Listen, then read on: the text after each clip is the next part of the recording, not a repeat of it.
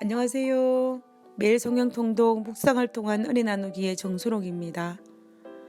오늘의 제목은 판단의 기준입니다. 오늘 성경 본문의 배경은 느헤미야 6장입니다.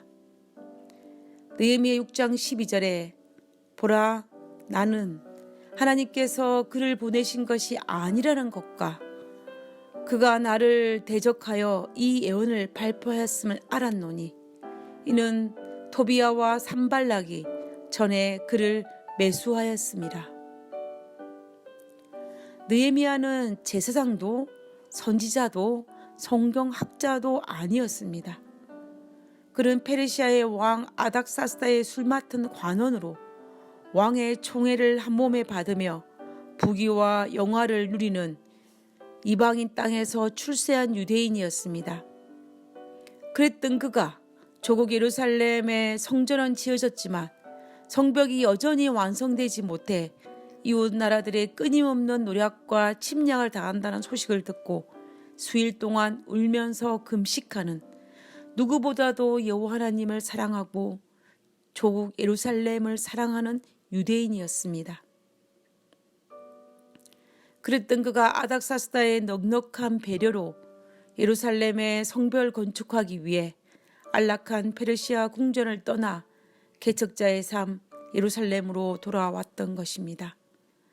느헤미야 6장은 아닥사스다 20년에 느헤미야가 무너진 성벽을 건축하기 위해서 예루살렘 총독으로 와서 성벽을 건축하는 과정 중에 생긴 사건을 기록하고 있습니다.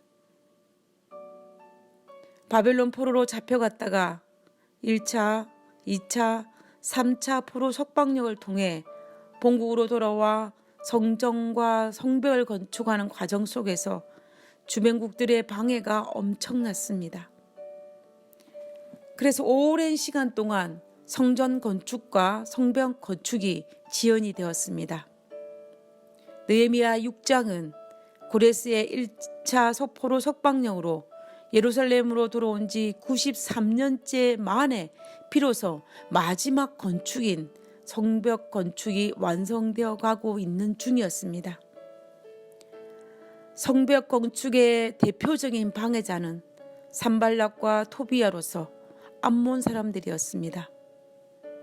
이들은 여러 가지 방법으로 느헤미야를 회유하고 두려움에 떨게 하여 방해하고자 하였지만 모두가 다 허설어 돌아갔습니다.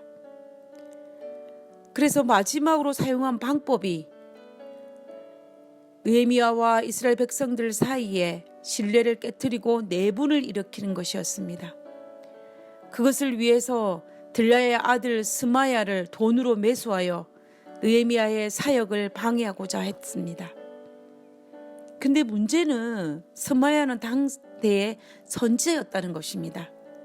그럼에도 불구하고 스마야 선자는 돈에 매수되었습니다. 그는 자신의 본색을 숨기고 자기 집에 숨어 있으면서 느헤미야의 만남을 요구했습니다. 그때 스마야가 말하기를 느헤미야 6장 10절에 보면 산발락과 도비야가 느헤미야를 죽이러 올 것이기 때문에 우리가 하나님의 전으로 가서 머물고 그 문을 닫자라고 이야기합니다. 왜냐하면 이 밤에 그들이 와서 당신을 죽일 것이라고 이야기합니다. 결국 스마야는 느헤미야의 생명이 위태롭다고 이야기하면서 두 가지를 제안합니다. 도망가자. 외소 하나님의 성소 안에 숨자. 그러나 느헤미야는 이 두 가지 제안을 다 거절합니다. 첫 번째 도망가자라는 말에 대해서 거절한 이유는 자신은 유대 총독으로 왔는데 총독의 직분으로 유대인을 보호하며 방어를 하고 싸워야 하는데 비겁하게 도망갈 수 없다는 것입니다. 그리고 외소에 숨자는 것에 거절한 이유는 하나님의 말씀에 어긋났기 때문입니다. 왜냐하면 제사장 외에 외소, 즉 성소에 들어갈 수 없기 때문입니다. 그런데 제사장도 아닌 느헤미야가 성소에 들어가서 숨다는 것은 하나님의 말씀에 불순종일 뿐만이 아니라 제사장들과 백성들의 반발을 충분히 받을 수 있는 사건입니다. 방해자들도 느헤미야가 율법을 어김으로 제사장들과 백성들의 반발로 그들 안에 내분이 일어나서 성벽 건축을 중단하고자 했던 것이었습니다. 느헤미야는 선지자 스마야의 제안을 거절하였습니다. 우리는 여기에서 느헤미야 선지자가 스마야의 제안을 거절하기를 선택하는 이 판단의 기준에 대해서 깊이 생각해 볼 필요가 있습니다. 그것은 느헤미야는 대단한 영적 통찰력과 최우선적으로 하나님의 율법을 순종하는 자였기 때문입니다.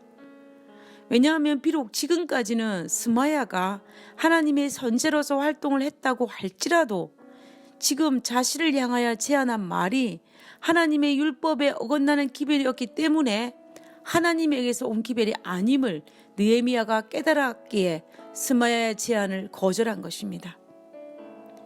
나중에 스마야가 산발락과 도비아에게서 돈으로 매수되어 선지자임에도 불구하고 거짓을 지어서 예언한 것이 드러났지만 그 당시에는 느헤미야는 몰랐을 것입니다.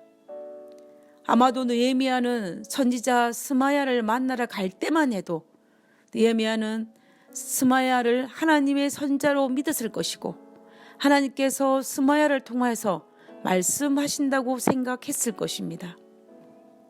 그런데 스마야의 말을 듣고 느헤미야는 주께서 보내신 기별이 아님을 깨달았던 것입니다. 느헤미야는 어떻게 스마야의 말을 듣고 하나님께서 보내신 기별이 아님을 깨달았을까요? 그것은 아마도 선지자의 말과 성경에 기록된 하나님의 말씀과 일치하지 않음을 깨달았기 때문일 것입니다. 일구이연하지 않으시는 하나님께서 말씀에 어긋나는 방법을 제시하지 않았음을 알았기 때문입니다.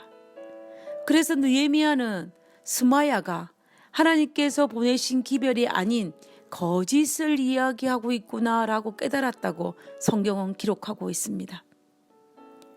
우리 하나님은 위급한 상황을 해결하기 위해서라도 율법을 무시해도 된다고 가르친 적이 없음을 우리는 여기에서 확인할 수 있습니다. 상황에 따라 율법을 범하는 것은 허용해도 된다고 가르친 적이 없음을 여기에서 확인해 주고 있는 것입니다.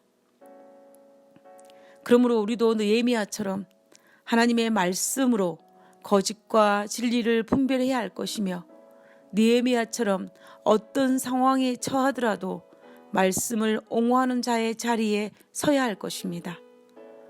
사단은 우리에게 끊임없이 현재 처한 이런저런 상황 때문에 이런저런 위급한 것 때문에 응급 상황이기에 이런저런 핑계로 율법을 범하는 것을 허용해도 된다고 우리를 유혹합니다.